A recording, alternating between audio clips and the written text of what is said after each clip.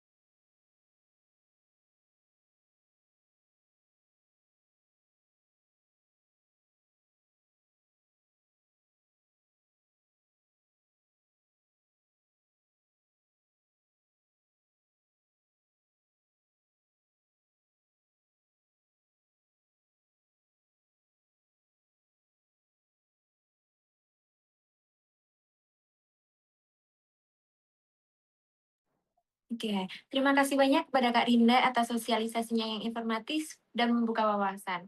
Untuk peserta yang ingin mengetahui lebih lanjut, silakan kunjungi dan ikuti akun Instagram resmi @indibisjbn agar tidak ketinggalan berbagai informasi, program, dan insight menarik lainnya. Sekarang, kita akan sampai di sesi yang paling dinantikan, yaitu materi utama dalam acara Join Insight hari ini. Siang ini, kita akan bersama dengan sosok yang luar biasa, Dr. Hussein Gibreel BAM-IKOM. Beliau merupakan seorang akademisi dan peneliti yang aktif berkarya di bidang komunikasi bisnis, digital bisnis, dan pemasaran digital. Saat ini, Dr. Hussein mengajar sebagai lecturer di Telkom University Indonesia, serta memiliki keterlibatan akademik dengan University of Khartoum, Sudan. Selain itu, beliau juga dipercaya sebagai Vice President of the Asian African Youth Government, yang berfokus pada penguatan kolaborasi dan kapasitas pemuda di kawasan Asia Afrika. Dengan pengalaman lintas negara dan latar belakang riset yang kuat, Dr. Hussein memiliki perspektif global mengenai bagaimana pelaku usaha dapat beradaptasi di tengah perubahan dan ketidakpastian lingkungan bisnis internasional, khususnya dalam konteks perdagangan lintas negara. Dan siang ini, beliau akan membawakan materi dengan tema Global Export Import Uncertainty, Strategies for Business Resilience and Adaptation. Sebuah topik yang sangat penting bagi para pelaku bisnis untuk membangun ketangguhan usaha dan kemampuan beradaptasi di tengah dinamika ekspor-impor dan perubahan iklim usaha global.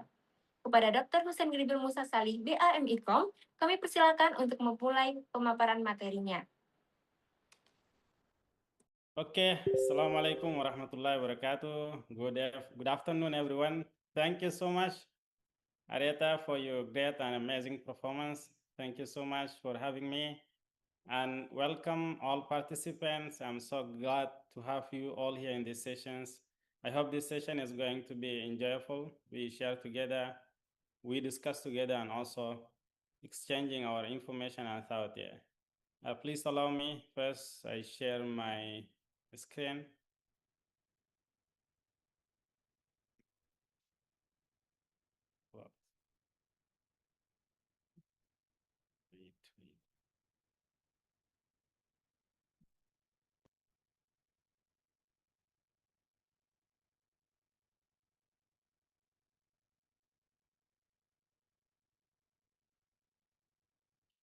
Okay, I hope my screen is clear there, Areta. Ya, Mister. Okay, thank you so much, Areta, and welcome everyone. I'm so happy to have you all. Before we start these sessions, I want all of you, because we are part of Telu, we start with Semangat Pagi. Yeah. I know most of you already sleepy at this time. And when I say Semangat Pagi, you say pagi, pagi, pagi 3 times, yeah. Okay. Semangat pagi. Pagi. Okay, thank you so much. The second one, when I say export import, do not say chuan, but say fulus 3 times, yeah, okay? Fulus, it means money, yeah, and if you say people in Arab countries, when they say technology, yeah, you hear about them, they say fulus, yeah, okay? Export, import. Fulus. Okay. Thank you so much. Thank you so much, dear participant, and I'm happy to have all of you here. I work actually since senior high school. I was working in export and import, helping my parents actually. My father is working on export and import, importing some product from Cameroon, which is Africa, and to Sudan, and then take some product from Sudan to Egypt. So I start practicing this, especially during the holiday. So in senior high school, I joined the school, but during the holiday, it's around 3 months, 2 months. I help my father on these businesses, working specifically in Africa regions, focus on Central Africa, Cameroon, Egypt, and so on. And that times actually, and this long journey give me a great experiences and give me also motivation to focus on export and import. When I come to Indonesia also, I start always thinking about this. I have to establish my company that's working on export and import. And I already start actually. I have did it before also. I export some product, especially coffee beans, and also we take some specific product, which is from the sea product actually, seafood products. We take it from Sulawesi to Sudan also. And this time also we take some bracket, we take it from here. Now my young brother, he already bring it to Dubai. We want to promote it in Dubai. If it is success, and also we start establishing our own businesses, it's called it Afrinosa. If it is success, we start with a small products. We're taking around 2 kilo, 3 kilo. And later on, maybe if it is, we make a scale up and expansions, we can take a container here. I hope we can make a collaboration, not only finishing this event, but in the future also I can collaborate with all of you here from different regions in Indonesia, from different cities and from different backgrounds. It would be great for me to work with you all guys. And I'm so sorry this session, even it is in Indonesia, it's going to be in English because my bahasa is not good actually. I say to my student, my bahasa is like jalan that has polisi tidur ya. The street that has polisi tidur. So it's going like this. So my bahasa is not good yet. I will deliver it in English. Later on, if you have any question in bahasa, you can ask me and I will answer it, inshallah. Okay, when we talk about global export, import uncertainty, we talk about how we can adapt and how we can face this uncertainty, right? And most of us that's who working and focusing on export and import, we already feel what is happening in today global change and also the global challenges that's faced by exporters and importers. If you see today, that's if you are someone that is focusing and working in export and import sector, suddenly you will see the price is changing. It's rising up, and also suddenly the logistic has become more difficult. Even though some forwarders, they change the price frequently, and also there are many political tension that is also impacted the supply chain from here, from Indonesia to some outside countries, global countries. And this is for sure, it has negative impacts, right? And this, especially the startup and also entrepreneurs who is just starting working on export and import. And when we talk about export and import, we talk about one of the most biggest trading partner in the world. We talk about China and US. This is the big power countries. We may be in Indonesia, in my country, we are developing countries. We left behind, but we still have the chance. We still have the opportunity to escape them. We have the opportunity also to grow, and we can reach them also in the stage that we can compete with them. If you see this chart here, we have two maps here. Here in the left, the first one that is 2000 and the second one is 2024. If you see that there's really dynamic changing in the export and import market. You see previously in 2000, US is dominating the international trade market and dominating the partnership among all the countries in the world. But in 2024, China is now controlling the international market. China is dominating the international market. Many countries today, they are working with Chinese. They have a good product with the medium quality and low quality with the cheapest price, and they can custom the price and custom the product quality based on your request. And that is what we didn't get in US and some Western countries, right? That is happening. And most of you guys also maybe one of the things that make you like feel scared, I'm able to compete with China or not, right? Most of you thinking about that, right? And some of you also, they feel that they have an image that, wow, export and import business is something that is really difficult to do it. It's not easy, because when people hear like global trading, global trade, it means you are working with someone that is not from your country. They feel, how I can communicate with him, how I can reach him, how I can start the businesses. And that is make many people now thinking about how to start. Even me also, when I started, I get maybe some motivation, and also I get some training from my parents because they already started. But I have friends who started from zero. And to start, this is a difficult part in starting export and import. How to say I start? I start, it means you already try to do some movement. You already try to do some steps. Maybe try to find suppliers, try to find demands outside Indonesia, start to find the forwarders that exist in Surabaya or maybe Jakarta. You start making network. You already maybe starting joining social media that is focusing on export and import. This is the first step for you. That's to push your motivation in this area. But if you didn't move, you just planning and making the strategy, but you didn't take any actions, you will never ever be exporters or importers in the future. You have to take it in serious way. You have to just start it. If you fail, you get the experiences and you can improve it next time, but do not plan too much. That I say to many of my friends, because export and import, really it's a great market with high profit, and we can make a global connections. And some of you who like jalan, you can go jalan outside Indonesia, visiting many countries in the world, maybe in US, Europe, Africa, some Arab countries in the Middle East, and so on. And I do believe that is today, if you see here, this map is China is dominating and also controlling the international market.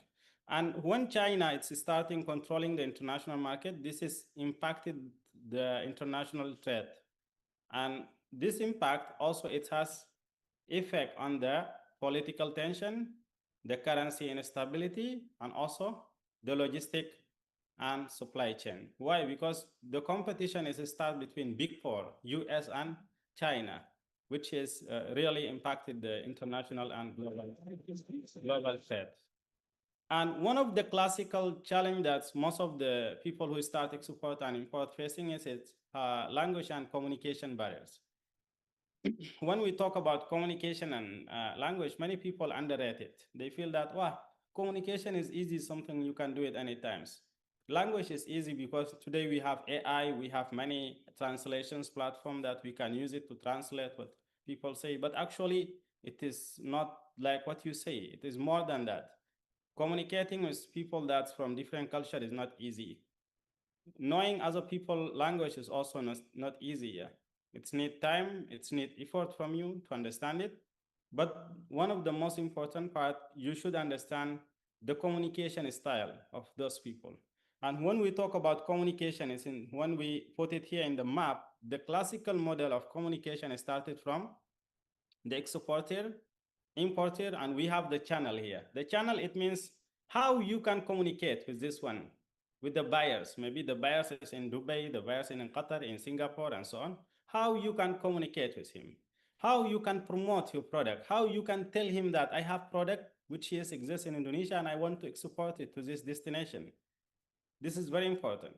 The second one, how you can deliver the idea, how to deliver the idea. And to deliver the idea, you need to understand people characteristic. And if you see here in the right side here, this is what we call it iceberg culture model. This is showing that the thing that we see about people, the thing that we understand about people is over the water, which include the dress, art, literature, language, and maybe the holiday and how people celebrate it. But one of the crucial things that we have to understand it when we're dealing with international people, when we're dealing with people from outside our countries, we have to understand what we call it, the values, the beliefs, and the morals, and the philosophy of those people. And these things is not clear for you. That's why many times, even me also, I shock, like if someone is come to Indonesia for the first time, and he say, I understand Indonesian culture. No, you don't understand Indonesian culture. You don't understand. Maybe you see how Indonesian people wearing, what kind of dress Indonesian people wearing, what kind of food Indonesian people eat, what kind of music they listen to, and what art they have. But you don't understand the Indonesian values. You don't understand the deepest part of their culture, which include the beliefs, the philosophy of life, and so on. That's why if someone from you today, and you start making meeting with someone, maybe outside Indonesia, just for businesses partnership, and you start your communication. But imagine this person is from maybe Cameroon. In Cameroon, they speak French. In the end of the meeting, you say merci beaucoup. Merci beaucoup, it means thank you, right, in French. You say it merci beaucoup. If you say it merci beaucoup, this is really, it can touch that person. It can leave a good and positive image about your meeting. Why? Because you did effort to understand even one word, one sentences, just to show that you are respecting, you are doing effort, you are serious about this partnership. You are serious about this business collaborations to keep it for the future and to make it sustainable business collaborations. That's why when you want to choose a destination and you already identify the destination, try to understand the culture of this destination. Try to understand the characteristic of those people, how those people communicate, which language they speak, what is their beliefs, what their values. If I export product that is halal, they will accept it or not. If I export product that is maybe non-halal food, they will accept it or not. How to communicate this also message to them. What kind of language I have to put in my product description. This is very important to show the ingredients and also the detail about my product. This is very important because even me also sometimes in the market, when I go and buy some product which is maybe exported to some Arab countries, I read the language, and some company and some exporter, they use Google Translate to make the description of the product. And sometimes you see that this language is not really not translated well, not showing the real meaning of the descriptions, and sometimes even also give wrong meaning and wrong ingredients when you translate it in maybe just Google Translate without any efforts. You can hire a translator that is helping you when you already scale up. This is very crucial. Sometimes communication also, it can make the shipments delay, it can make the level of the product is wrong, it can make also the description is wrong, it can make a research, what's called it, the gap between the exporter and importer.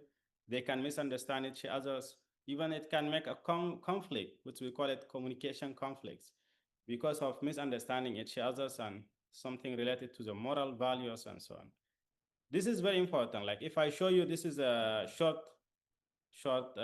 video is showing you how miscommunication can happen in organization and also in business partnership. What this organization really needs is a one-on-one approach.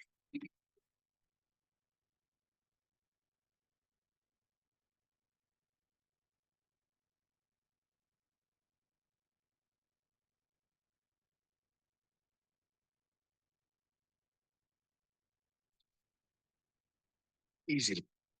Actually, what this organization really needs is repositioning. That means that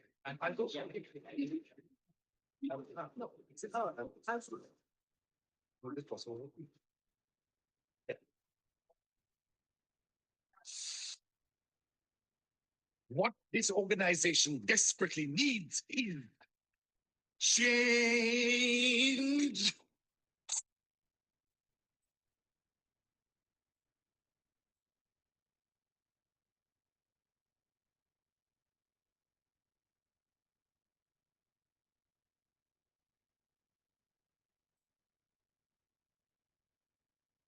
Easily. Yeah, I hope the sound was clear. So this is video also showing how the communication gap, it can make a misunderstanding, and also it has really a crucial impact on the business partnership output here. That's why we have to focus on this aspect very well, because many people underrate it. They feel that, oh, I'm not going to pay attention to the communication.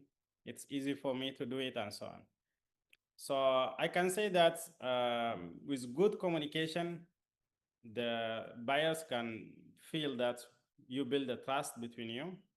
With good communication, starting from the product descriptions, starting from the logistic, starting from the supply chain, starting from the forwarders, everything is going to be clear and forward. This is very crucial in today's market. Beside that, we can go further. We can say that One of the key when we talk about the global export and import uncertainty, we talk about geopolitical disruptions. And I do believe most of you, when I talk about geopolitical disruptions, what is come to your mind, that is what's happening in Palestine, what is happening in my country, Sudan, the war that is existing in Sudan today, and all those countries that are close to the Red Sea, right? The Red Sea, actually, this is the international routes for the shipping, starting from Asia, Western countries to Middle East. And also, when we talk about geopolitical disruptions, so what's come to mind is what's happening in Ukraine, Russia. And for sure, what is happening in those regions, especially in Middle East, it has really a crucial impact on what is happening in international trade today. If you remember that, guys, the crisis that's happened in the Red Sea. When we talk about Red Sea, it means we talk about the line that is connecting Eritrea, Sudan, Egypt, and then you come to Saudi Arabia, come to those Yemen and those countries. We know what is done by Houthi groups and on all those countries here. That is really has a crucial impact on the international trades. And that situations actually force many ships to reroute thousands of kilos around Africa. Some of them shifting from Red Sea to the Africa, to the Cape of Town there. And as a result of this one, the shipping cost to the Asian countries and also to some Europe countries, it's increased until 300%. Imagine not 30%, 300%. So this means that some container, the cost is suddenly become high, right? Imagine before you are shipping container from Indonesia with $2,000. Last when I see that the cost in Indonesia is around $2,500. Last time with my friend, they sent it from here to Sudan. And maybe after the war that's happened in the Red Sea, it's become more than $8,000. Imagine. This is high impact on the international or global trades. Besides that, also the Russia-Ukraine conflict. This actually disruption also in the Russia-Ukraine conflicts, it has high impact and negative impact on some African countries who is importing oil, gas, fertilizers, products from Ukraine and also from Russia. And as we know that most of African countries, their rice and also the grains, they imported from Ukraine and Russia. That's why these countries also, it's been impacted by this supply chain issues. So they cannot get the product on time, the price of the product is increased, and they have to find alternatives. And many countries also, they start to set a new policy for focusing on local products as alternatives until they get solutions. Besides that, also the Middle East tensions. And when we talk about Middle East tensions, overall, we talk about the war. Even some people, they don't count it, the war that exists in which area, in which regions. Like you see, the war exists in Yemen, there's war exists in Sudan, there's war exists in Syria, there's war exists in some part of, some part of Palestine, actually Palestine overall, yeah, it's been impacted and between Israel and Palestine. And actually this region is become the global transit point. When we talk about Palestine, Saudi Arabia, Yemen, this is very crucial area for international trade, but it's become unstable and it has high impact also in the international trade during this period, especially 2024. And I do believe some of you may be here. My question is, how many of you maybe already have maybe facing high logistic cost or delay on sending their product from here to some Middle East regions? Anyone from you here did export and import? I do believe if you send some product from here, from Indonesia during this time, you will face this one here, the geopolitical tensions that's happening there. If you see that the Houthi groups that exist in Yemen, they attack some biggest shipping firms like big shipping companies such as like One, Zim, CGM, and Marsec. This is the biggest actually shipping companies. Most of them, they stopped because there was the attack from Houthi to these ships, to this shipping, what's call it? This ships that controlled by this company, and even the Houthi that they claim that these companies belong to Israel, they are supporting Israel. Some of them, they say this also companies, this business is also part of US businesses. Even though we know that some ship here in the Red Sea, they are not belong to Israel, not belong to US, but that is what's happening there. And some of them, they shift from Red Sea to, as I said, to the Cape, and it's making the product is delay. Many buyers are waiting until 70 days, 100 days just to wait their products, and they don't have any stock anymore. The stock is already finished. Imagine it. Besides that, also supply chain instability. And when we talk about supply chain instability, we talk about the shortage of containers. If you remember, guys, during pandemic, even me also and my friends here who is exporting some product from Indonesia, to get containers becomes so difficult. Why? Because most of the containers being stuck in Western countries and Europe countries. And some people even in Jeddah, last time I contact them during pandemic, if I still remember 2021, no, 20 to the end of, in the mid of 20, they say to me, we cannot get container to export product from, they want to export actually meat. Yeah, the beef meat, and it was so difficult. And some of them also want to export some goods that's coming from Saudi Arabia and Sudan, because all those products is going through Jeddah, and it's coming to some Asian countries, some Europe countries. And it's so difficult for them actually to find containers because it's been stuck in European countries during pandemic, because many countries, they are already closed their borders to the international trade. They are avoiding the pandemic impacts. And this is also impacted if we see the chain of the product is starting from the consignor to the receivers. This is taking long time, actually, a long process. And imagine all these supply chains, it's been impacted with the lack of containers, what they have to do, what the solutions. There's no solution. Many people, they try to take the airplane as a second option, as alternative, but you cannot take much product from here. You can just export amount of product that you can feel this is crucial and it's necessary to be sent as soon as possible. And that is actually, it has also a crucial and real impact on the international trade. Beside that, also the currency instability. I still remember currency instability in my country. Even Indonesia, if you remember, 3 years ago, the dollars was 12 here, 12,000 rupiah. Today it's become 16, right? In my country, it's become, wow, that's amazing.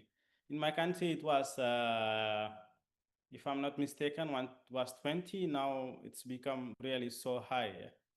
Because in my country, we use 1 jine, 2 jine, and 3 jine here.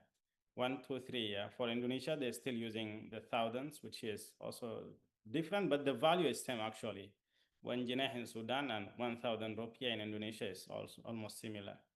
But the currency instability, because of some new policy that is coming from the international trade, also it's impacted those countries. So if someone is imagining he export the product by maybe $10 suddenly, he has to export the product with a high price there, and maybe for sure the buyers will not feel interest to buy it because they feel it's too expensive in their countries when they change the dollar to their local currency.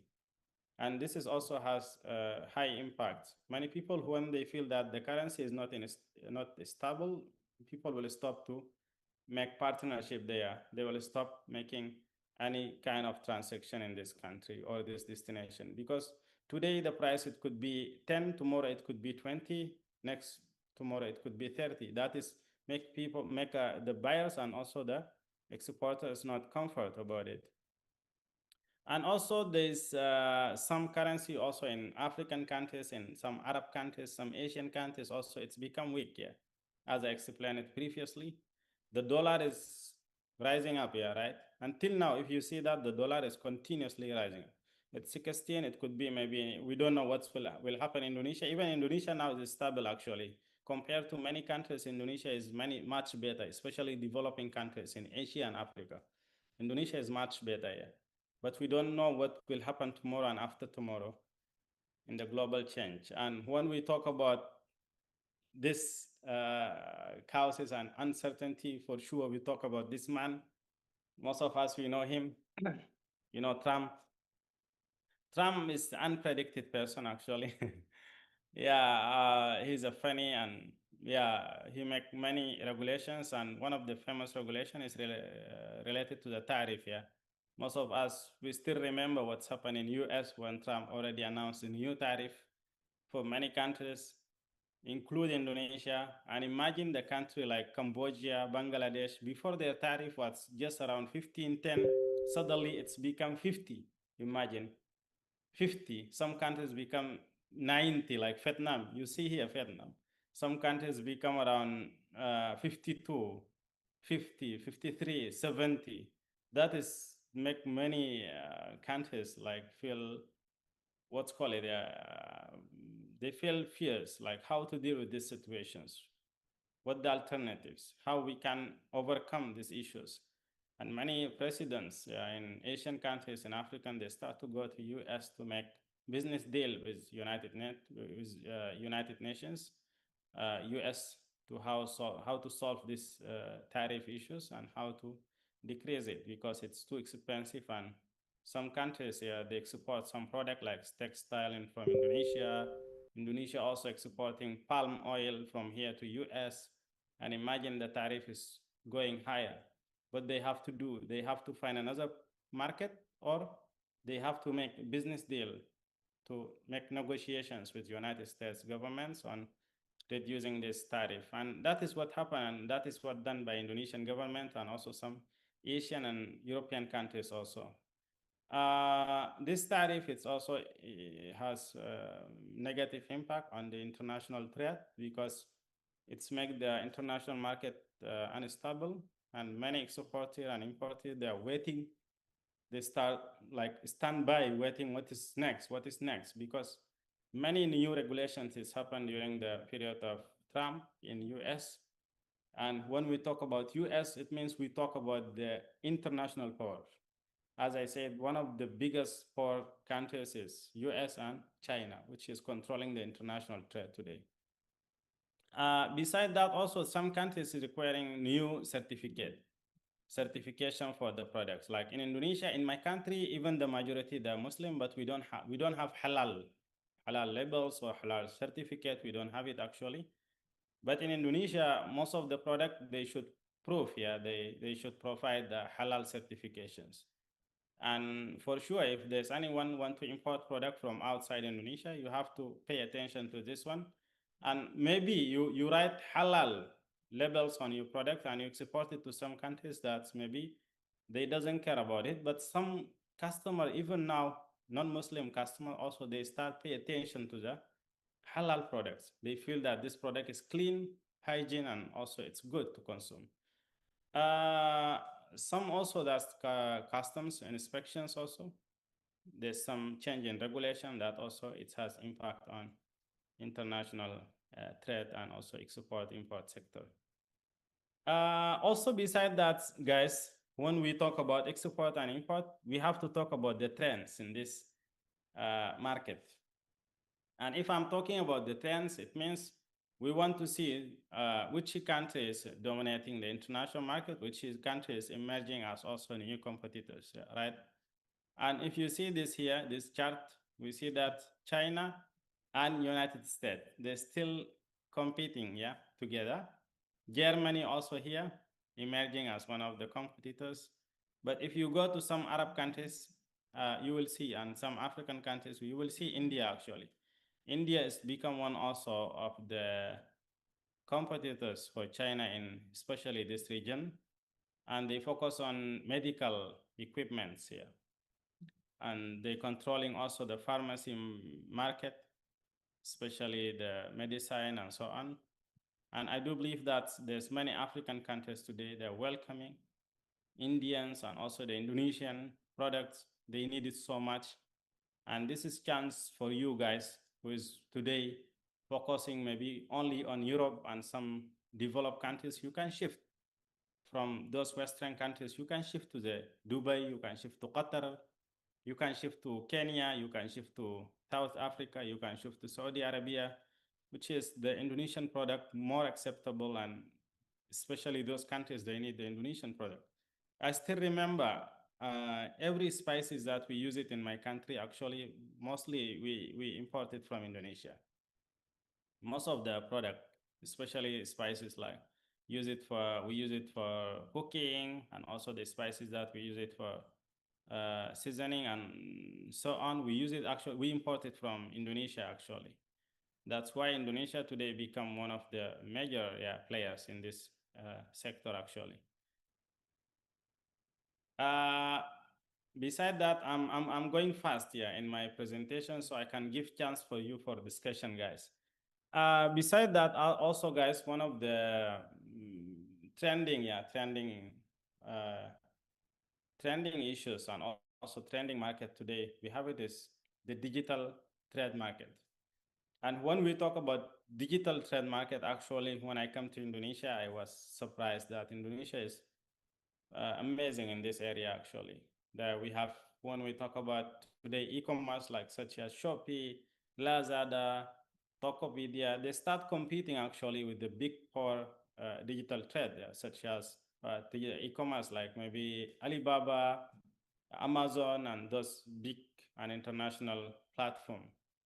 And I do believe that Lazada today is become also one of the channel. Maybe in the future it can be give access to B2B collaboration, B2B partnership, starting from local to the Asian region, Southeast Asian region, especially like country that close to Indonesia, maybe Cambodia, Malaysia. You can start accessing those markets like Thailand, Timor-Leste, which is really need the Indonesian product.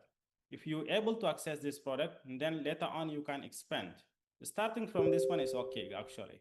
And there are many platforms that can connect you with this region, actually, Southeast Asia. It's easy for you to connect with them.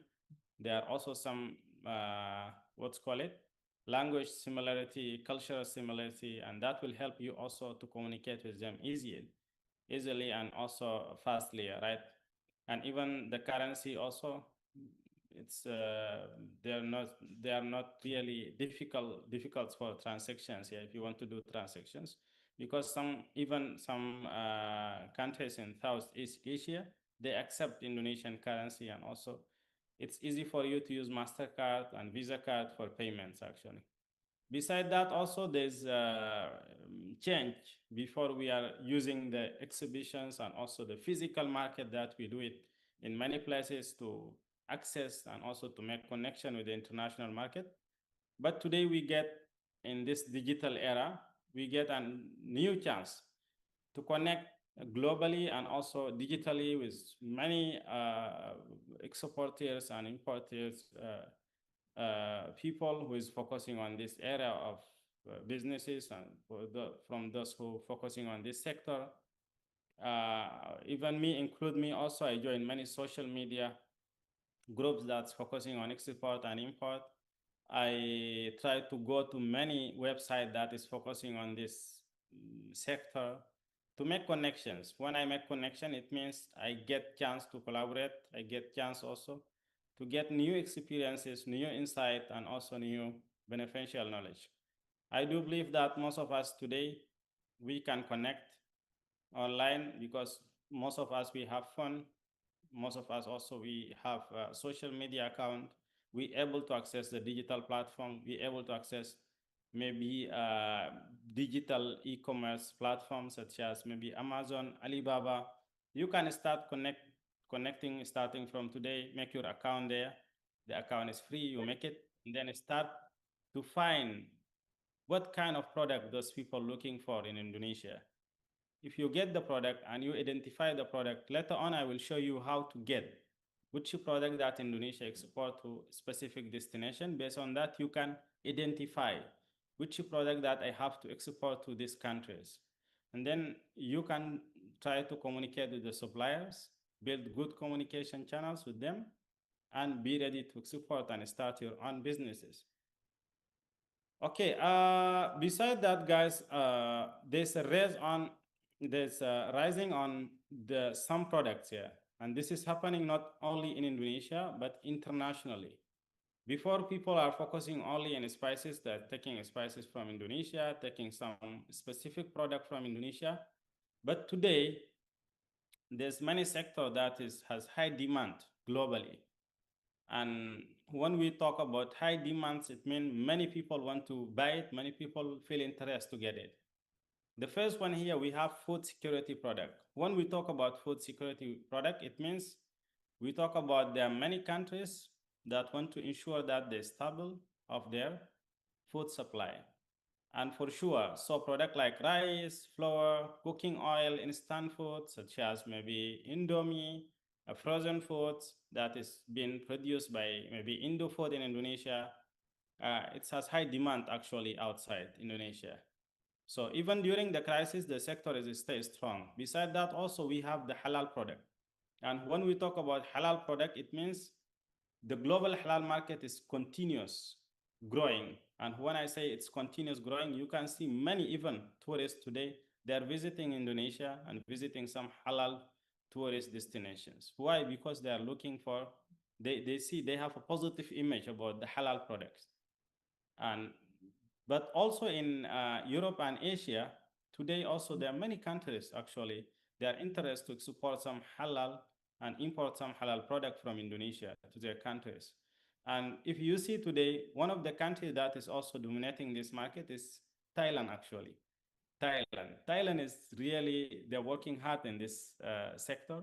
They export many products to many countries, not only to Arab countries, but also to Europe and some African countries.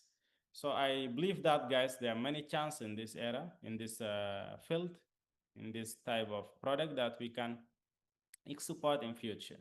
Besides that, also consumer goods include maybe the household food, and also we have electronic devices. Today, many spare parts is being exported from China, Japan, even in my country also.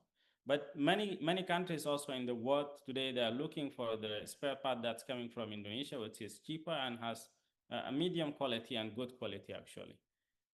So this is also a chance for you guys to work on it, develop it, and try to find the way how you can export your product. Besides that, also we have to shift the shipping routes. Before, many routes is, as I said, is crossing through the Red Sea.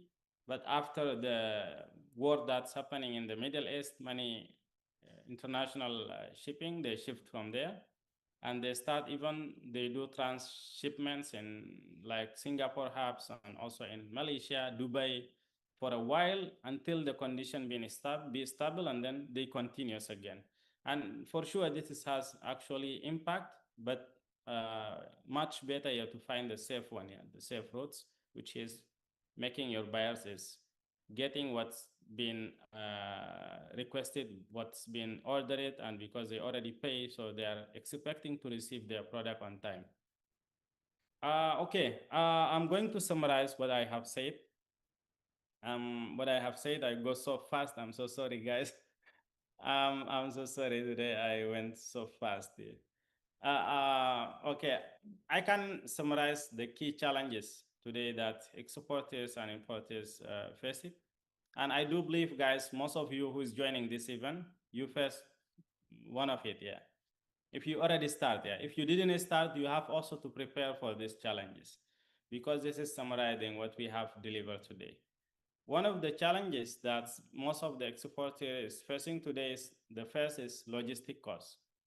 When I talk about logistic costs, it means that the logistic cost price is not gradually increased, but it sharply increased so fast.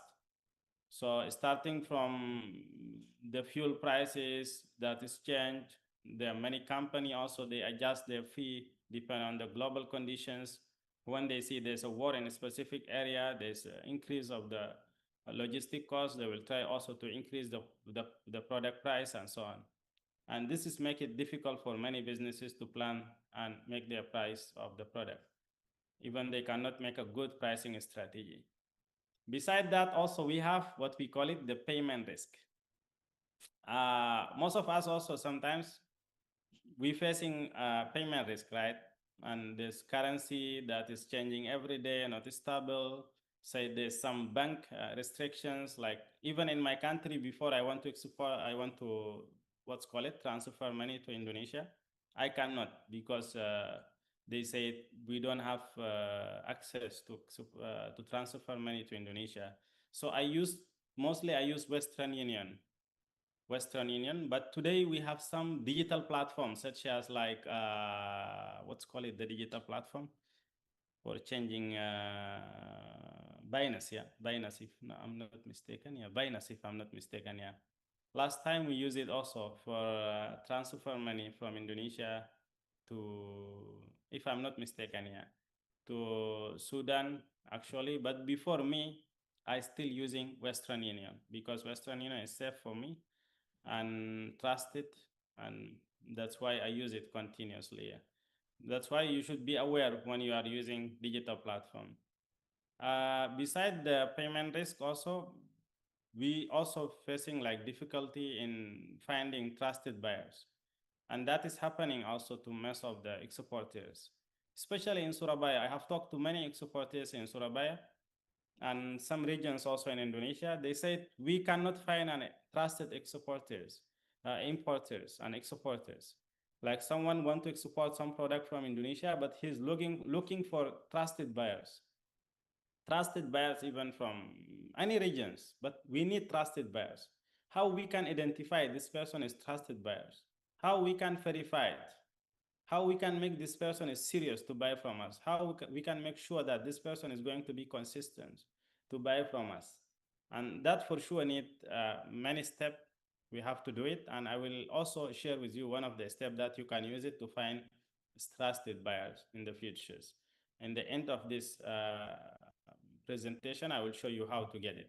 Besides that, also documentations and some barriers and also the competitive pressures make many people also facing challenges on how to adapt with international change today. Beside this uncertainty, actually, there are many opportunities that is open for you guys, especially for the young guys who is just starting interest on export and import. And when I talk about export and import, actually, guys, I talk about chuan, actually. There are many profit, guys, there. Really, if you interest and you already start export and import, you will not stop. You will not stop. You will never, ever stop. Last time I export product from Indonesia, and imagine I buy the product from here with $100. I send it in to my country and I sell it there with $350. I get profit after the profit is so high actually. And even my young brother also, he takes some product. It's around $1,000 when it's received there, and he sell it after the calculations for all the cost. We found that the profit is around $2,000. Imagine, guys, this is too high actually. Even it is not easy actually to do it, yeah, but it needs efforts actually. If we continuously try to overcome the barriers and also the obstacles that we face it, we can actually success. I cannot say that from first time you will success, no, but you have to try continuously. And there are many opportunities that exist within this uncertainty. It include also the expansions of the non-traditional market.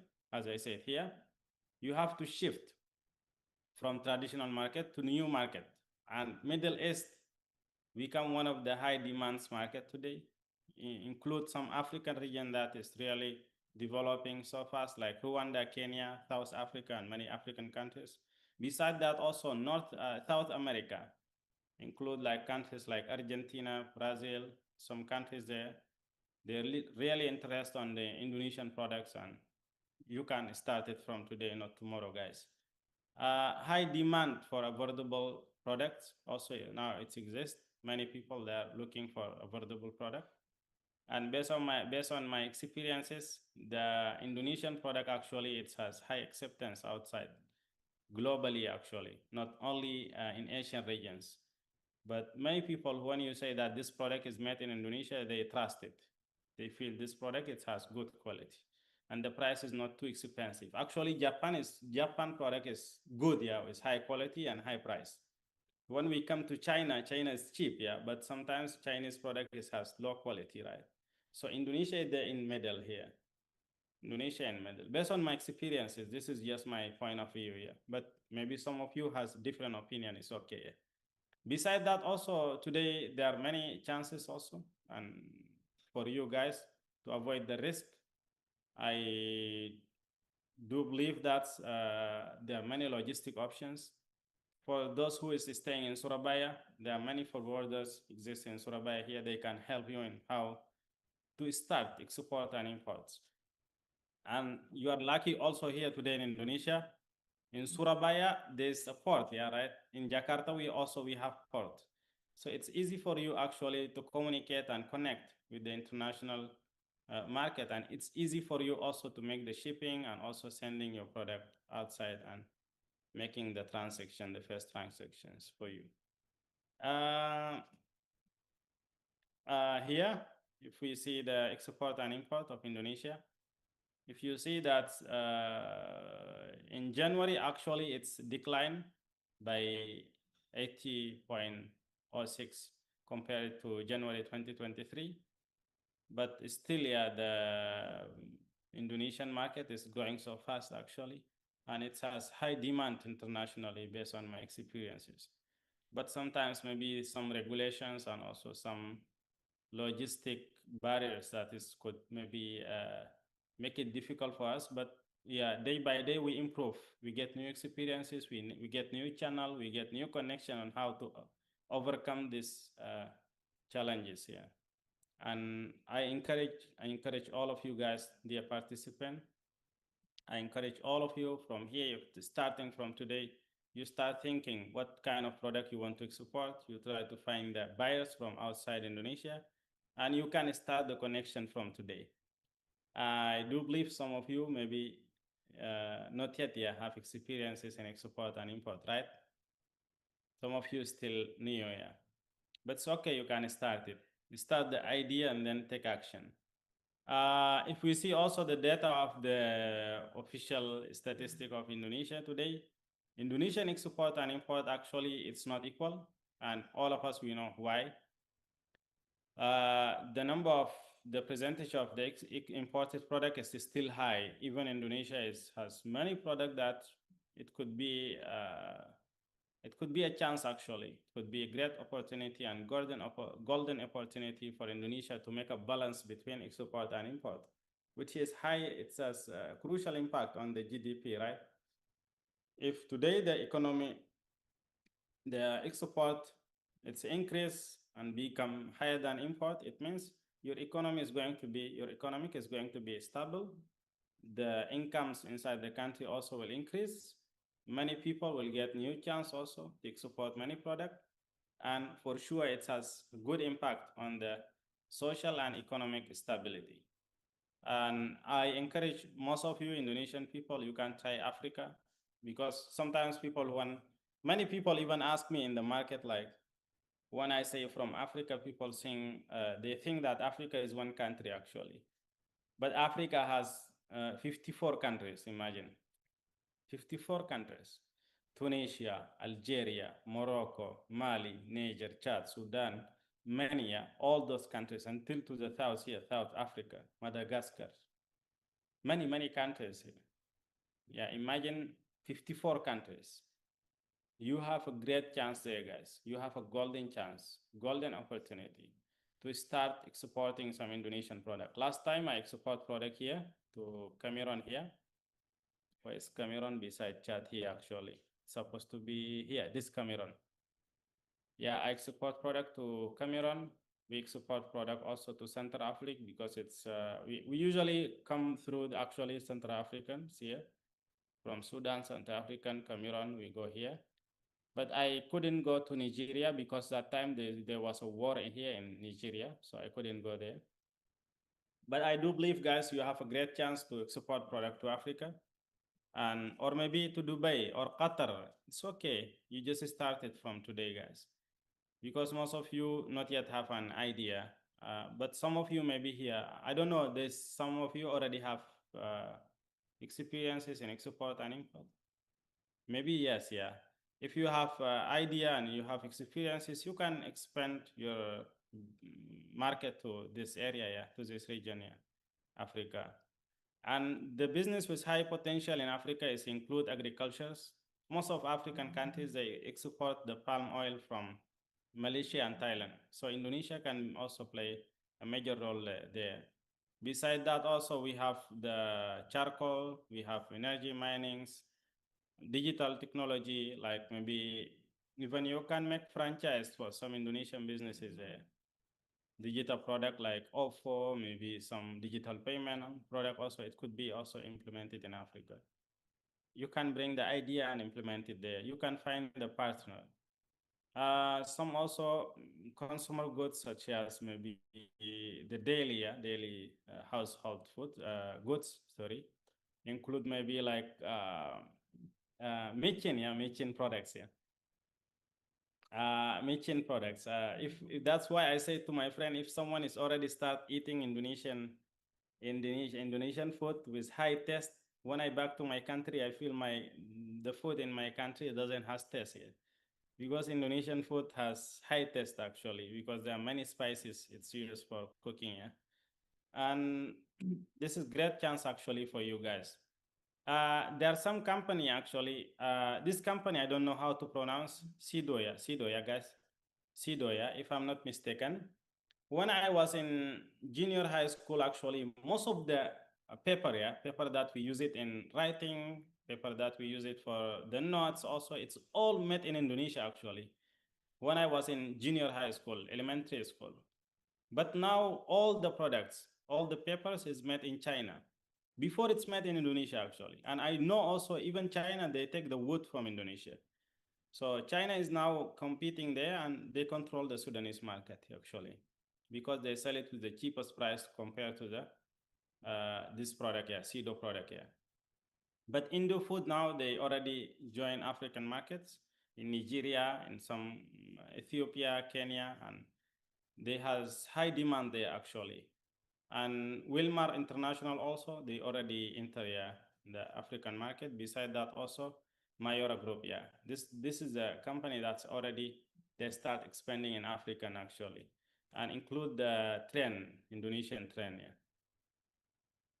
in Africa, even people, you see, painting their houses with Indomie, How people love Indomie, They even paint the houses with Indomie, like Indomie, This is showing that's how people in Nigeria, this is Nigeria actually. Nigeria, even some Nigerian, they think that Indomie belong to them, because it's become one of the best food there in Nigeria actually. Also people enjoy it and eat it. This is one of the platform, guys. I recommend it for you. You can visit this platform. In this platform, it's called a trade map. You can start the first step from here actually, for those who want to start export and import. Go to this website and then try to write which type of product you are looking for here. Like maybe which type of product you are looking for. And then after that, selecting the countries. Which countries that's supporting, maybe Indonesia. So if here we are security, and then he can earn spices from Indonesia. Include the first one is United. The first country is here that export tea, coffee from Indonesia. Number one is United States of America. Number two is China. Like if I demo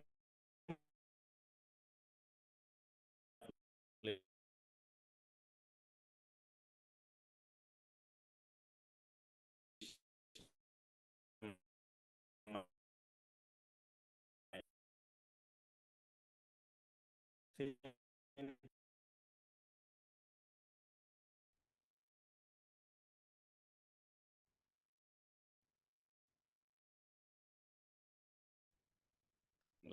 edit.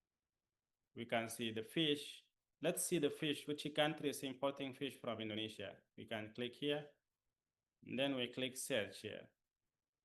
We see also for the fish is still United States, China, and also Japan, Vietnam. Yeah.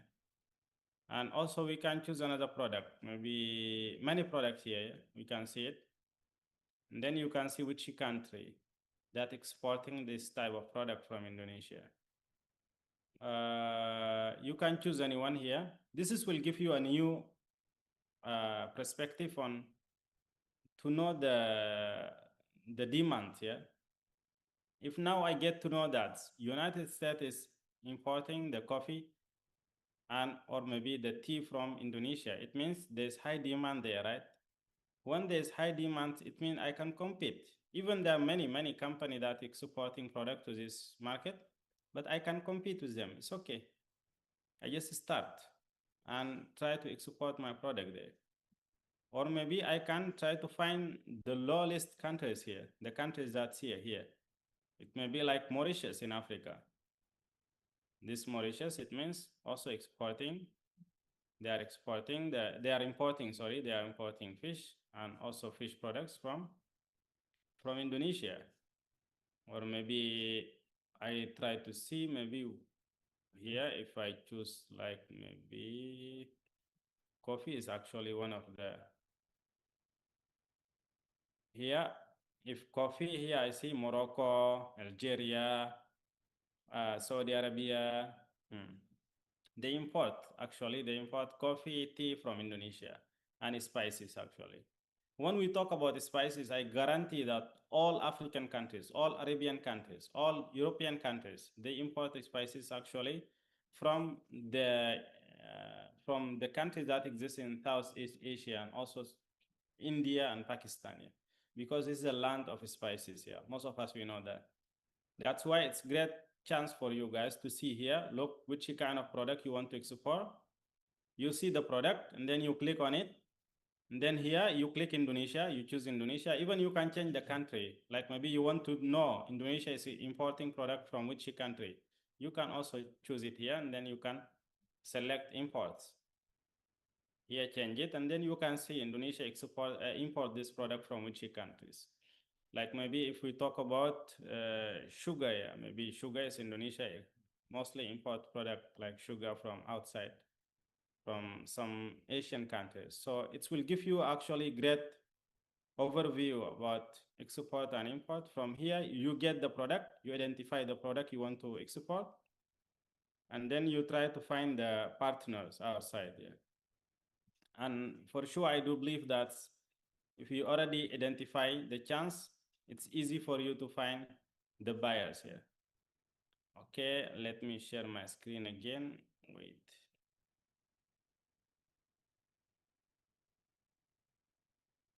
It will be easy for you to find the buyers. And one of the channel, actually, one of the best channel, you already identify the product you want to export in this channel, trade map. After that, you have to contact the Indonesian embassy outside. Indonesian embassy outside, Indonesian embassies outside, they facilitating what we call it business partnership. Most of Indonesian businesses outside, and also they have the data of the demands. Anyone from you did it before? Anyone did it before? I don't know. If someone from you already did it before, like contact the Indonesian embassy outside. If you see this data, I take it from Instagram, showing like maybe Indonesian embassy in Sudan facilitating business partnership, Indonesian embassy in Cameroon also doing some facilitating business partnership and so on. So this is like virtual, yeah, matching. I think this is great chance for you to contact Indonesian. You can identify the product and then contact Indonesian embassy outside. They have an Instagram in many countries. You contact them, I want to export product to this country and I need the demands, maybe the data of the demands. You can talk on behalf of the suppliers, it's okay. You can just communicate the issue to them if they accept it. After that, you can do the business matching and start making the collaboration to export the product to these countries. On conclusion, I say to you guys, beyond the uncertainty, there are many chances for you today to grow. There are many chances for you to export your product, not only from Indonesia. And also you can make international collaborations, like taking some product from Malaysia, from Indonesia, Thailand, and export it to a specific destination. Or maybe you just make a local partners also to work together to export product outside Indonesia. But you have to be able to be adaptive. You should have the strategy to be resilient, and you can focus on innovation, creativity to make a new, new outstanding improvement that is make you different from the competitors. Because the market is changing every day, the currency is changing every day, the supply chain is changing every day, the logistic costs also changing every day. So you have to be up to date. You start making your own tools, your own strategy on how to deal with this one. And as I said, many opportunities also exist outside to help you to stay resilient, to stay sustained, and also even you can grow with your export and import business. And there are many golden chances waiting you. You can start it today, not tomorrow. That is all from me, actually. Thank you so much for joining. Thank you so much for listening to me. And I hope this is giving you a new insight, and it's going to be a beneficial knowledge for all of you here who are joining this event. Thank you so much. Areta, I back to you again. Thank you so much. Assalamu alaikum. Thank you very much, Sir Lucien, for your insightful and inspiring presentation. Your perspective on global export-import, uncertainty, and business resilience have truly broadened our understanding. Pemaparan yang telah disampaikan barusan memberikan kita pandangan baru bahwa ketidakpastian dalam ekspor-impor global bukan hanya tantangan, tetapi juga peluang bagi bisnis yang siap beradaptasi dan membangun ketangguhan. Semoga insight yang telah disampaikan bisa menjadi refleksi bagi kita semua untuk lebih serius mempersiapkan strategi bisnis yang resilient, adaptif, dan siap menghadapi perubahan dinamika global. Tidak hanya untuk menjaga keberlanjutan usaha, tetapi juga untuk menciptakan fondasi yang kuat dalam menghadapi berbagai risiko di masa depan. Sekali lagi, terima kasih atas ilmu, pengalaman, dan inspirasi yang telah dibagikan kepada kita semua. Baik, selanjutnya kita akan masuk ke sesi tanya-jawab. Ini kesempatan bagi para peserta untuk menyampaikan pertanyaan langsung kepada narasumber seputar hal-hal yang ingin digali lebih dalam. Bagi yang ingin bertanya, silakan menuliskannya di kolom chat Zoom atau gunakan fitur raise hand. Tim kami akan membantu membacakan beberapa pertanyaan yang masuk.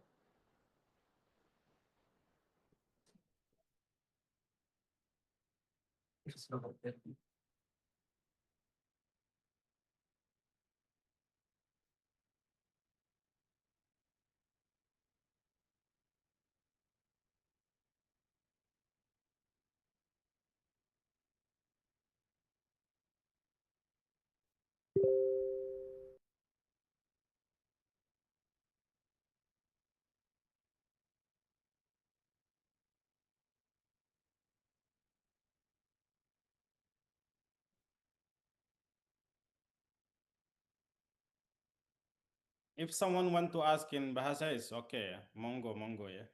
Oke, Bisa silakan monggo. teman-teman ya, yang ingin bertanya pakai bahasa Indonesia juga tidak apa-apa, yang bisa.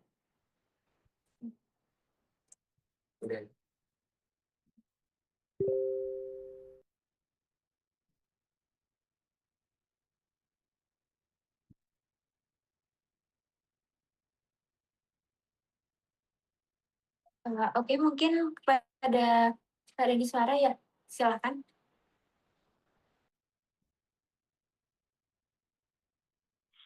Oke, baik. Suara saya apakah terdengar ya? Oke, baik. Mohon maaf sebelumnya Pak Hussein. Jadi mungkin pertanyaan saya lebih seperti ini. Kalau semisal kita mau ekspor dan juga impor kan pasti ada perbedaan perbedaan harga dari fluktuasi nilai tukar nih, semisal dari USD dan IDR seperti itu.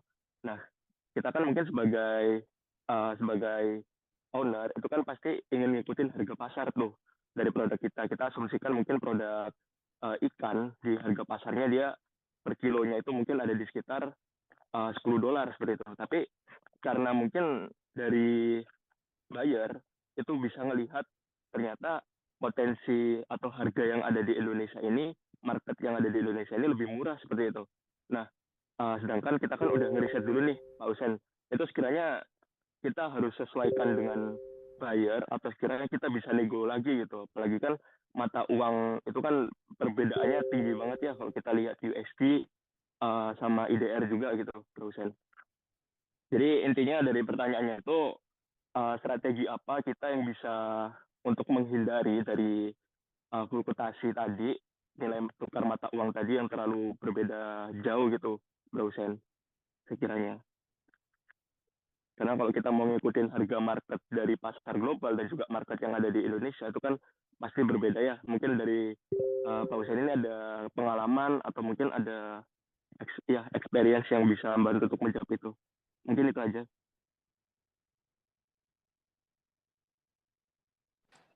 Ya, terima kasih kepada Kak Danis atas pertanyaannya. Mungkin kepada servisen bisa langsung dijawab saja pertanyaannya yang telah diberikan. Okay, I answer the question directly or with another questions. Oke, mungkin bisa langsung dijawab langsung saja, Mister, tidak apa-apa. Oh yeah, okay. Thank you so much, Dennis. Thank you so much for your question. I hope I get your question. I think this question is very nice question because the changing in currency, as I said, it has actually impact on the product price, international price also, especially when we deal with international market, yeah, right? But one of the strategy actually I use it before is I'm trying to make a survey to understand the target market. Like last time when I want to export product to Cameroon, because I want to export actually coffee beans here, I tried to make some research to collect some data, and even I joined social media that is focusing on export and import in Cameroon. I asked some people there about the price of the coffee beans there, so I can identify which price that is will be accepted by demand outside.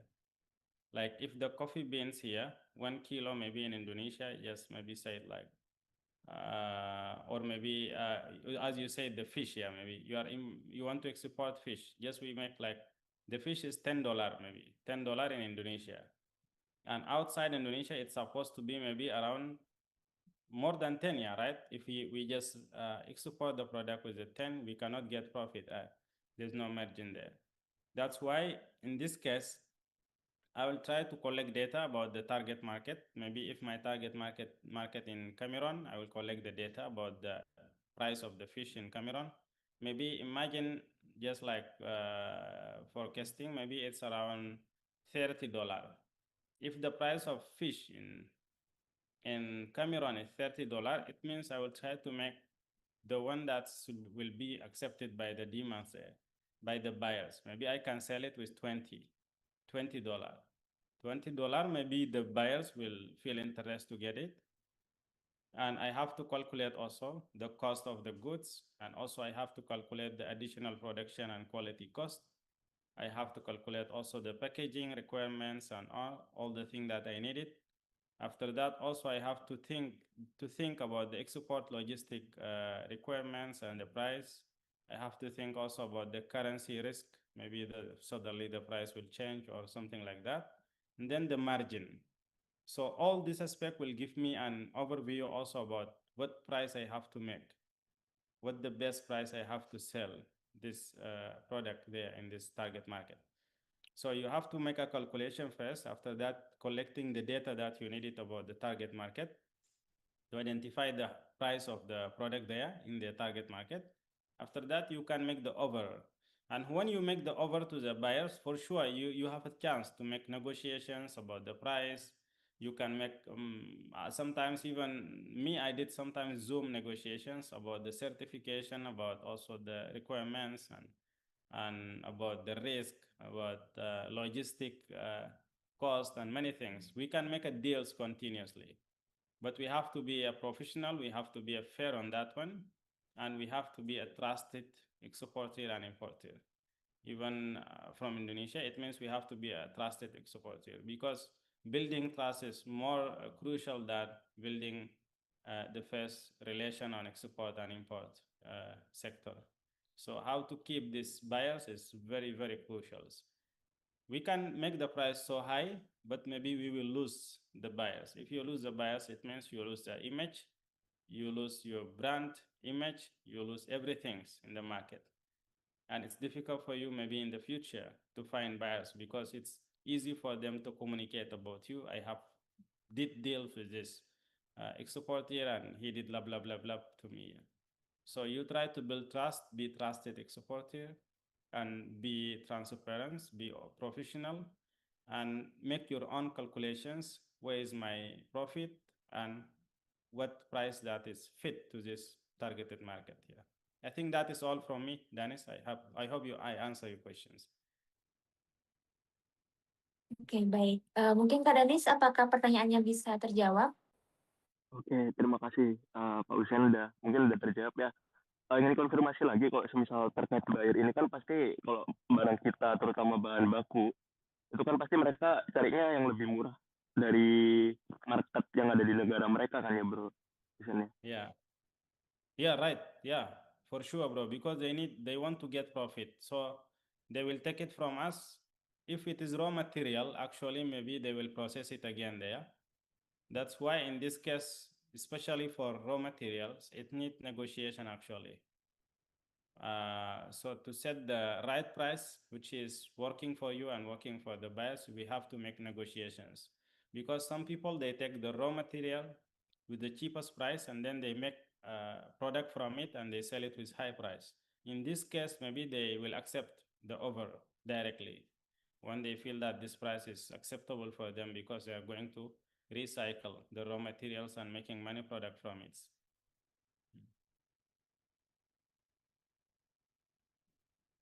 I hope I answer your question, Dennis. Oke, gimana Kak Danis? Apakah sudah terjawab pertanyaannya? Oke, baik. Mungkin kita ke pertanyaan selanjutnya ya, Mr. Hussein. Ini ada satu pertanyaan. Jika kita mau membeli barang dari luar negeri, yaitu Cina, seperti mungkin grosir botol minum yang banyak untuk dijual kembali di Indonesia. Nah, lewat platform apa yang bagus untuk membelinya? Where the question is down there, let me see the questions. Okay. Oh yeah, this question, yeah. Yeah. I want to, how can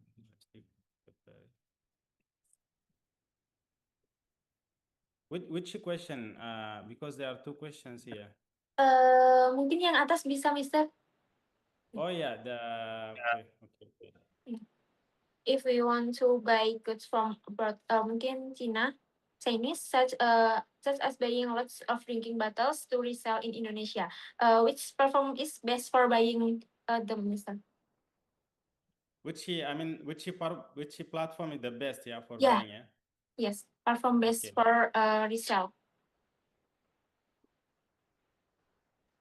Okay, actually, based on my experience, I don't have much experience in Chinese market actually, but I can say that if you want to buy a product from abroad like China, and then you want to resell this product maybe in the retail in Indonesia, there are several actually online platforms, but one of the platform that I can say the best is Alibaba. Yeah. Alibaba, because this platform is trusted platform. They have many suppliers and it's also wide product. They have many wide product range, and also it's trusted actually platform. The second one, I can say that you can try to find in global sources. You can find verified suppliers, maybe someone that has large orders, maybe has a good review. My voice is clear, yeah, right? Ya, gimana? Apakah sudah terjawabkah untuk pertanyaan? No, not yet, yeah. And then also, maybe they can also try to see, there's one platform, is called it 1688. 1688. This is one of the platform that is used domestic in China, actually. they have very, very cheapest price. And it's easy for you also to communicate with them and they are fast respond. Besides that, also there's one platform, it's called DH Get, yeah, if I'm not mistaken. It's focus on UMKM in China actually. They have also good price and cheaper, sir. Maybe I can try also if get chance to write it down there for you to see it. I hope I answer your question, yeah. I never actually did any transaction in China before. Oke, mungkin sudah terjawab ya untuk pertanyaannya. Overall, Alibaba is good, Yeah. yeah, actually. Alibaba, Mr. Thank you, Mr. for the helping me. Yeah, thank you so much. Most welcome. Can I ask a question? Oke, mungkin kita lanjut ke pertanyaan selanjutnya ya, Mister. Bagaimana bisnis dapat menyesuaikan strategi ekspor impor mereka guna merespon perubahan regulasi dan tren keberlanjutan global? Let me see the questions here. Okay, how the business can, the global regulations, like how business can make sustainability trends, right? Yeah, the question is focused on that, yeah, right? Yes, Mister. And related to sustainability, global regulation and sustainability trends. Okay, thank you so much. I think this is good question too. The first one that's for me is we have to build a good mindset that is like, first, the company should put compliance on sustainability inside their business model, not only end of the process. We should have a mindset, sustainability mindset. We follow the update on regulations in the key markets, such as maybe like AU rules, maybe European rules, the halal rules related to the food safety, carbon standard, and so on. This will help us actually to get great insight. Besides that, also we can work with the local partners.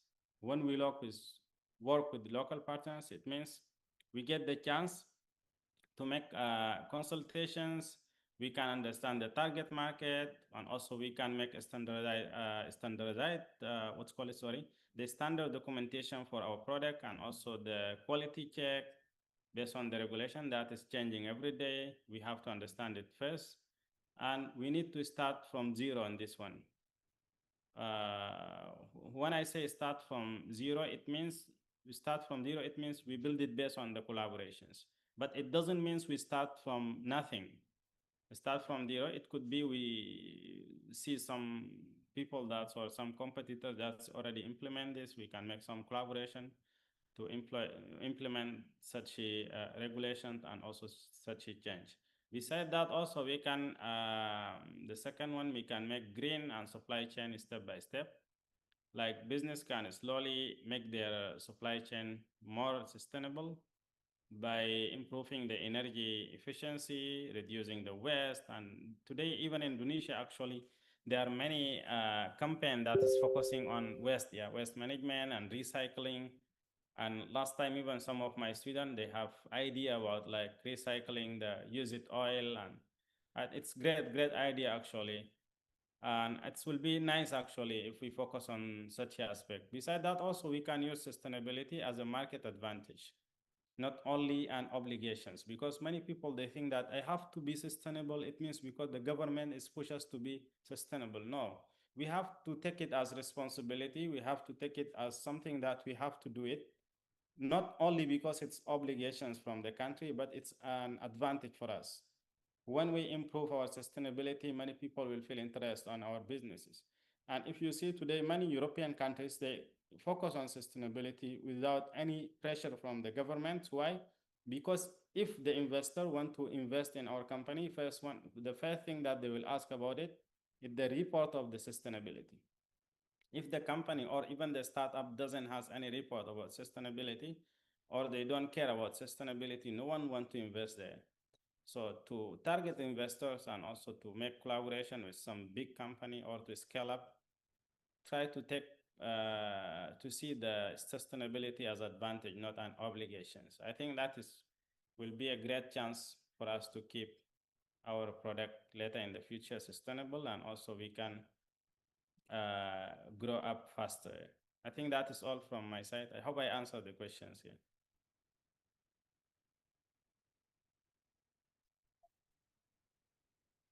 Oke, mungkin sudah terjawab ya Kak Sarah untuk pertanyaannya. Oke, mungkin last question ya, Sir Hussein. Dari Kak Rama, I want to ask how can we realistically prepare scenario plans that reflect worst case possibilities such as port shutdown, sudden traffic increases, currency crisis, or unexpected export bans, particularly when these events are impossible to predict with high accuracy. Okay. Let me see the question again. Okay, I want to ask how.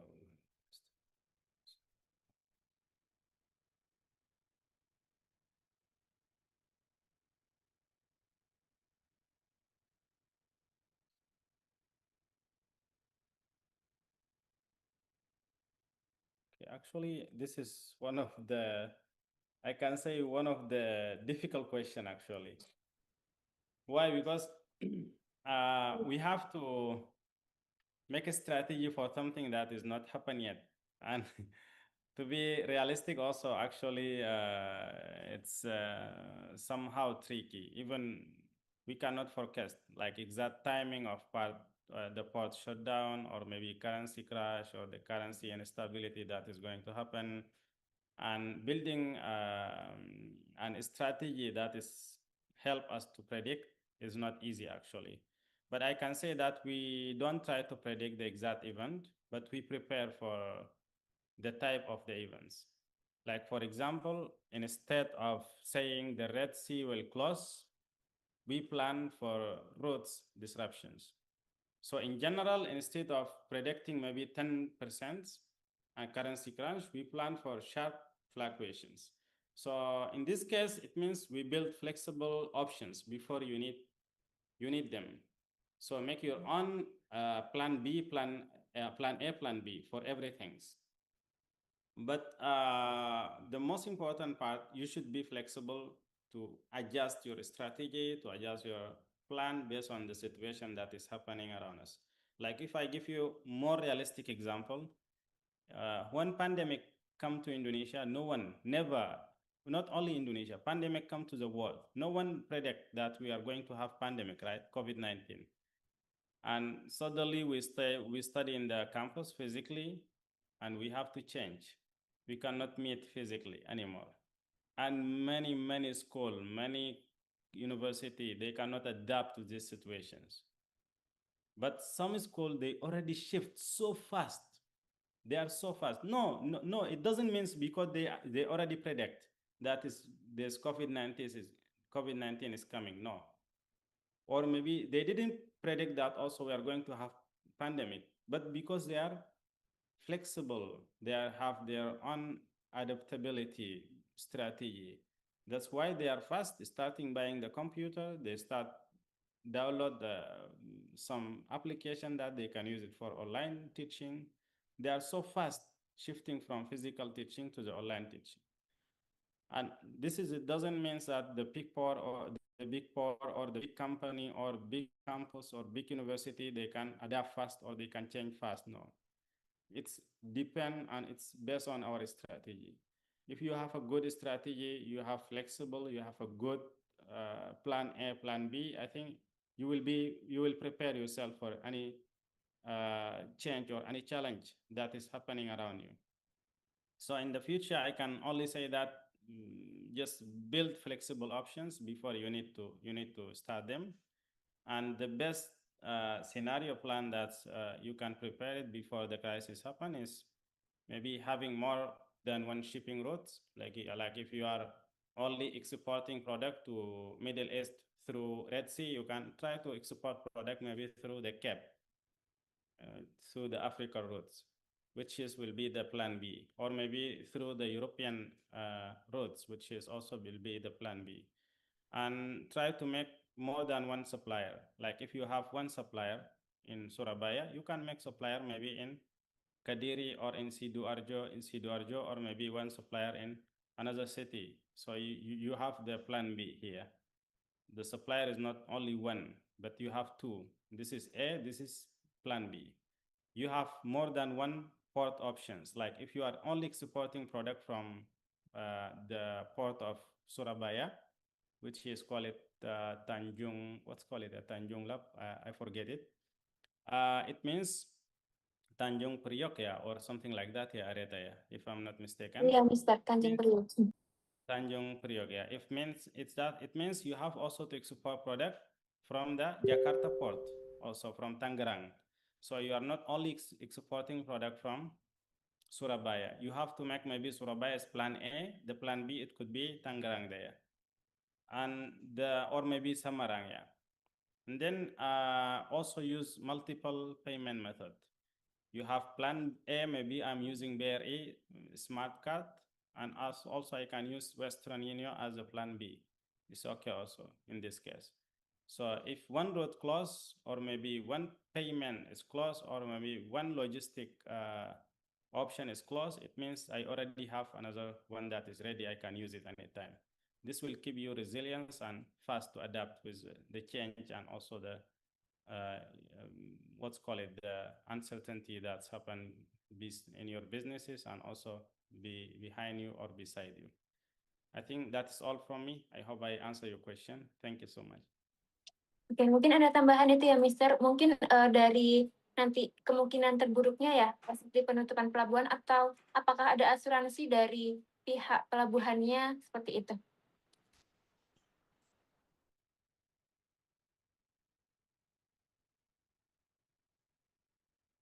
Yeah, many actually, many forwarder, they have insurance, yeah. They have insurance, yeah. If they delay, how much they have to pay you, but it's depend on the agreements actually. Some of them, they will force you to sign on it, to accept it. Some of them, they will give you the option, like you want to use it or not. So it's depend on you actually, if you want to use it or not. But me actually, I encourage most of especially people who just start actually, who just start working on export and import, to use it actually. Why? Because if you didn't use it, if there's any risk happen, they are not responsible from your products. That's why the insurance is very, very important actually. And there are some cargo also, they're providing insurance. So mostly international shipping has many risks actually, damage, loss, bad weather, it's happening also sometimes, accident, and also maybe port issue. It is not actually only for the delay or something like that. It's also sometimes related to the some routes that is closing. And so the insurance will protect the value of your good during this crisis. Your product will still, the value will still exist. And in the same times, they have to pay you back also if they are late, or maybe they face some logistic problems and issues. Besides that, also it's give you security. So the security is not for you only, it's for both, for the buyers that is waiting the product to come, and for you also the seller who is sending the product. Especially for high value shipments, that is, you pay a lot of dollar. In this case, insurance has become something that you have to use it, and you should request it also. Yeah. So you can request the cargo insurance if you want to send product outside Indonesia from the forwarder or maybe the logistic company before you send your product. This is very, very crucial and important, especially in international trade. I hope I answer your question, Danis. I use it actually before also, yeah, the insurance. Oke, mungkin selain kita menyiapkan plan B, kita juga bisa memakai asuransi seperti itu ya, Mister ya. Oke, thank you so much, Sir Hussein, for your knowledge and insight provide. Oke, baik, kita melanjutkan ke sesi selanjutnya, yaitu sebelum kita menutup acara, mari kita segarkan suasana sejenak dengan sesi Wheel of Names. Nama pemenang akan diambil dari data absensi, jadi pastikan teman-teman masih aktif di room Zoom. Oke, mungkin kepada panitia yang bertugas.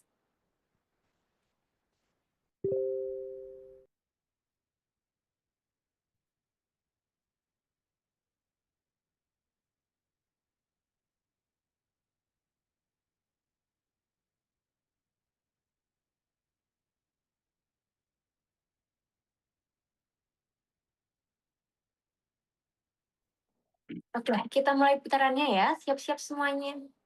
1, 2, 3.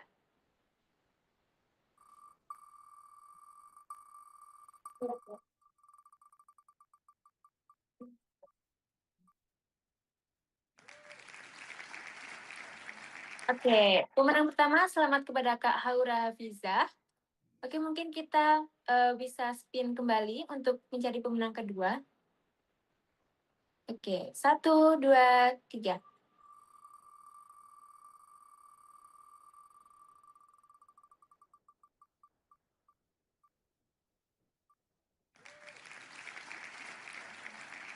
Oke, pemenang kedua yaitu selamat kepada Kak Satria Pramata Kurniawan. Oke, kita mencari untuk pemenang berikutnya.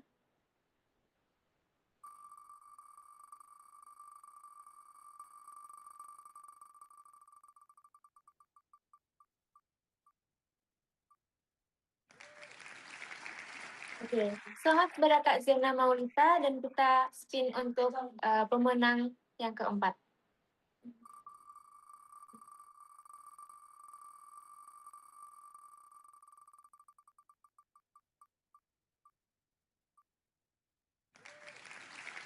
Oke, yang terakhir selamat kepada Kak Alisa Bila. Oke.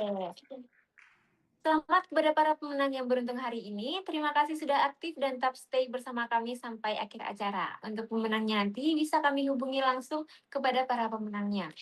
Baik, sebelum kita masuk ke sesi penutupan, kita akan melakukan dokumentasi terlebih dahulu dari acara hari ini.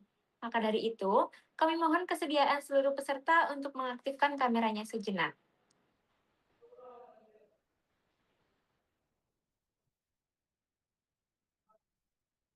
Tenang aja Kak Satria, nanti dari tim akan menghubungi langsung kepada Kak Satria untuk mendapatkan gift khusus dari kami. Oke, mungkin kami tunggu beberapa detik sampai semua kameranya menyala ya, teman-teman.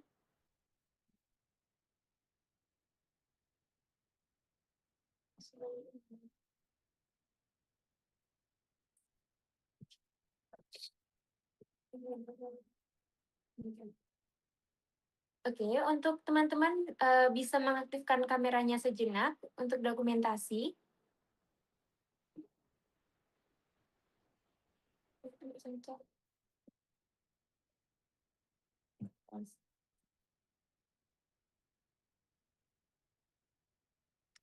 Oke, baik. Teman-teman, tetap berikan senyuman terbaiknya. Kita mulai dari slide pertama terlebih dahulu ya. Hitung mundur, 3, 2, 1.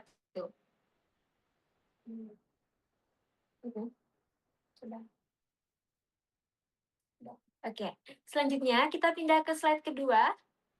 Hitung mundur, 3, 2, 1. Sudah. Selanjutnya, slide ketiga. Hitung mundur, 3, 2, 1. Satu lagi.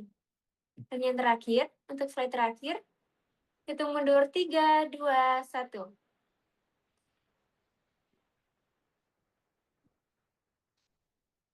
Oke, baik. Terima kasih banyak. Dokumentasinya sudah terekam dengan baik. Baik, rekan-rekan semua, tidak terasa kita sudah berada di penghujung acara Join Insight Global Export Import Uncertainty Strategies for Business Resilience and Adaptation. Kami mengucapkan terima kasih sebesar-besarnya kepada Sir Hussein atas ilmu dan pengalaman yang dibagikan hari ini, serta kepada seluruh peserta yang telah aktif dari awal hingga akhir. Semoga insight dan pembelajaran yang kita dapatkan bisa menjadi motivasi untuk terus mengelola bisnis dengan cara yang lebih cerdas, efisien, dan tentunya tangguh secara finansial. Kami juga mengapresiasi seluruh tim dari Indibis Telkom Indonesia dan Danantra Indonesia atas kerjasamanya dalam menyelenggarakan acara ini dengan baik. Jangan lupa untuk follow akun @indibis.cbn di Instagram agar tidak ketinggalan informasi seputar acara Join Insight dan program menarik lainnya. Saya Areta, pamit undur diri. Terima kasih atas perhatian dan partisipasinya. Sampai jumpa di acara Join Insight berikutnya. Selamat sore dan tetap semangat membangun bisnis yang adaptif dan berdaya saing di tengah dinamika global.